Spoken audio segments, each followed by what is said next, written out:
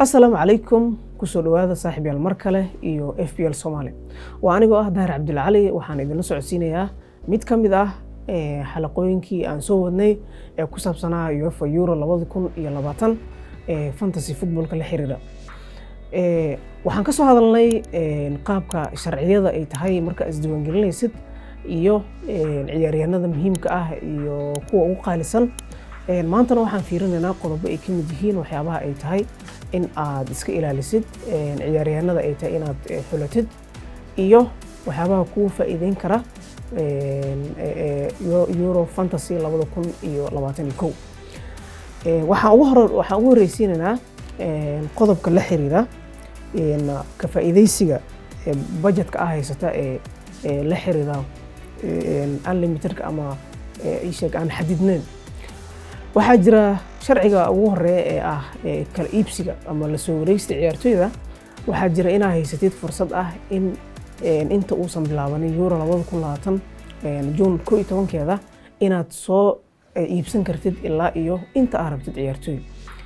budgetkaagu waa 100 laakiin waxaa soo iibsan kartaa nooca aad rabtid marka ciyaartoyda aad iska ilaalinaysaa qaabkee usoo kala xulanaysaa kuwaad ka faa'iideysanaysaa kuwa ugu horeeya ee aan idin kula talinayno waxaa ka mid ah in ciyaaryahanada penalty-ga ama rigoorayaasha qaata inta badan fantasy-ga aad looga faa'iideysto sida hadda FPL-kii aan naga soo dhamaaday xilli ciyaareedkii la soo dhaafay maamulayaashu waxay aad uga faa'iideysanayeen Bruno Fernandes wuxuu ahaa mid ka mid ah assetka ugu weyn ee dhinaca rigooraha marka la rigoor turista Bruno Fernandes hadda wuxuu ka mid yahay ciyaartoyda ugu muhiimsan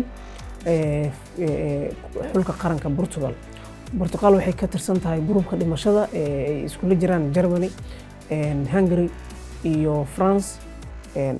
gruupkaas waa gruupka dhimashada laakiin haddana Bruno Fernandes oo ka hor imaanaya xulka Hungary isbuuc ciyaareedkan waxa uu noqon karaa mid ka mid ah ciyaartoyda ugu muhiimsan ee dhibcaha ugu badan ee laga helo saaxiibayaal waxaan xasuusinaynaa intaan barnaamijka aad aan u sii gudagelin inaad channelka subscribe saarto haddii aad weli aad subscribe saarin oo aad furato notification-ka ama bell icon-ka aad furatid sidoo kalena saaxiibada aad la wadaagtid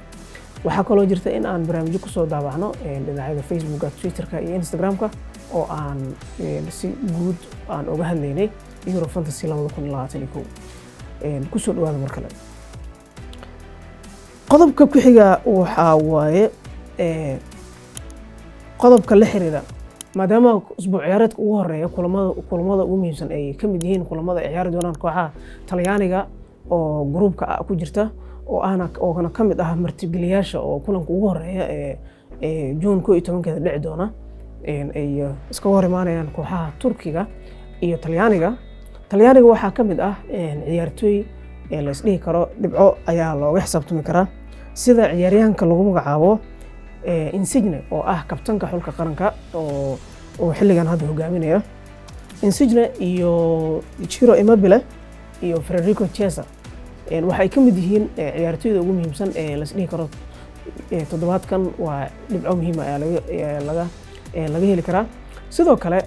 Talyaaniga waxay ka mid yihiin xulalka ugu qaab ciyaareedka wanaagsanaa intii hadda lagu soo jiray israafraabkii Euro 2020 oo ilaa hadda 8 kulan wax gool lagama dhalin oo taasna waxay muujinaysaa difaaceeda sida uu iskugu xiran yahay goolahayada Donnarumma oo aan xasuusano in toddobaadkii la soo dhaafay uu isaga tagay kooxdiisii Milan oo hadda la rajeynayo inuu ku biiro kooxaha Europe sida PSG la rajeynayo ayaa ah mid ka mid ah goolayaasha adduunka hadda ugu fiican oo shabqiisa aad u ilaashada sidoo kale daafacooda waa u fiican yihiin daafacyada yaryar kuwii khibradda lahaa sida Bonucci, Chiellini way socdaan Florenzi ayaa ka mid ah mid ka mid ah da'yarta ugu fiican ee daafacyada Talyaaniga ka mid ah marka Talyaaniga waxay ka mid yihiin in sidoo kale aad loo fiiriyo Turkiga ma noqon karaan inay niyad jabiyaan ama ay shabaqooda soo toobtaan markii ugu horeysay haddana suurtagal ilama ahan oo maadaama kulankan uu haddana ka dhacay garoonka Stadio Olimpico oo martigeliyaasha ishak sanadka 2021 Euro Talyaaniga ka mid yihiin in laga badiyo haddana suurtagal iyadoo aysan ahayn haddana waxaa jiro ciyaaryahanada sida Burak Yilmaz, Hakan Çalhanoğlu oo Turkiga u ciyaara oo ayagana laga yaabo inay meeshaas dhibco ka keenaan daafacooda ayaga laftooda waa haddii dhibcahaaga ama qiimaha aad haysatid budgetkaaga kooxdaada ugu horeysa aad ku dhisanaysid Turkiga 2 kulan oo ayagana waxa ay helayaan oo iska markaa ayada dhibco inay ka helaan laga yaabo ayagana waa ku dhisan kartaa sidoo kale ciyaaryahanka lagu magacaabo Zinchenko oo u ciyaara xulka qaranka Ukraine Zinchenko waxaan ku xasuusanaa ciyaartii ugu dambeysay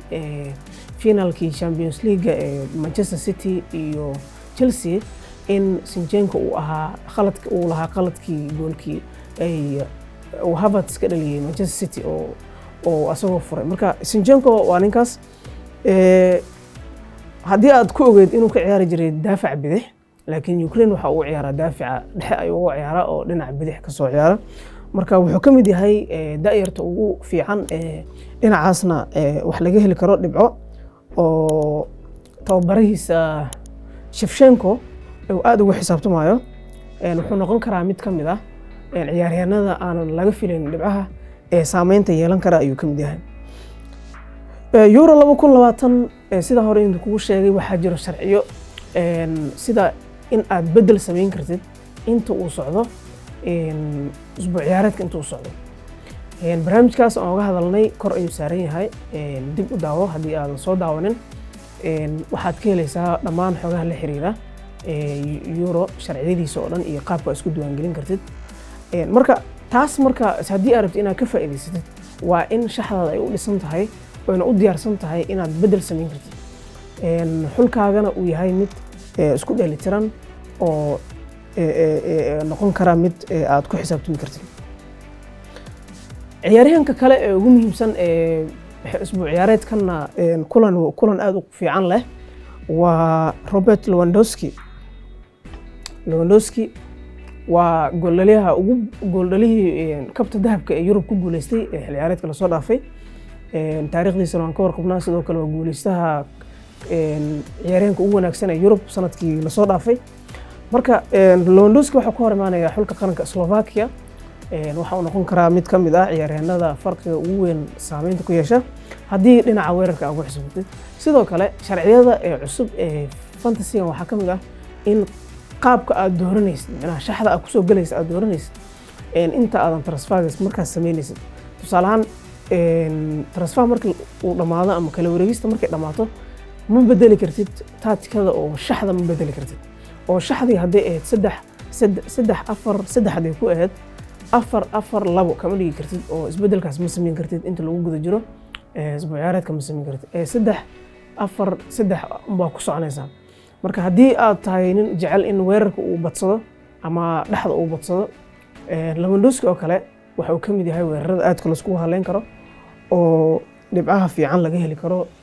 isbuuca ugu horeeya fantasy 2020 waxaa jiro ciyaaryahanada sida Kevin De Bruyne iyo Eden Hazard oo labadooduba u ciyaara xulka qaranka Belgiumka labadooduba inay kusoo bilaaban doonin kulanka ugu soo horeeya ay Belgiumka leeyihiin sida daraadeed waxaa u baahan tahay inaad ka fikirtid oo aad khadkaaga dhexe in aad si fiican u buuxisid oo labaas ciyaaryahan aad ka tashatid ma suurtagal ma ahan labadoodu min 10.5 milyan ayay ku fadhiyaan marka in aad kaydka gelisid kama kacdid oo waxaad u baahan tahay inaad ka tashatid isbuuc ciyaareedka ugu horeeya ciyaaryahanada lagu bedelan karo waxaa ka mid ah ciyaaryahanka Serge Gnabry oo ciyaara xulka qaranka Germany Mason Mount oo Ingiriiska ah inkastoo tartan adag uu kala kulmayo Jack Grealish oo qaab ciyaareed wanaagsan muujiyay labadii kulan ee hadda ugu dambeysay ee England tartamada isreebreebka saaxiibtinimada ay soo ciyaareen oo laga yaabo meeshaas in labadaas nin tartan adag uu dhex galo oo maadaama ay isku boos yihiin haddana Mason Mount waxa uu ka mid yahay ninka laga yaabo inuu ka soo hormaro ayuu ka mid yahay sidoo kale waxaa ka dooran kartaa oo aad ku soo bedelan kartaa labadaas ciyaaryahan oo dhaawac ah ama aanan sida taam ahaanshoodu aad uusan ahayn waxaa ku soo bedelan kartaa Bruno Fernandes oo asna aan ogahay waxa looga tashan karo xulka qaranka Hungary ay ka hor imaanaya waxaa hor u jooga Cristiano Ronaldo oo ka mid ah weeraryahanada adduunka ugu fiican.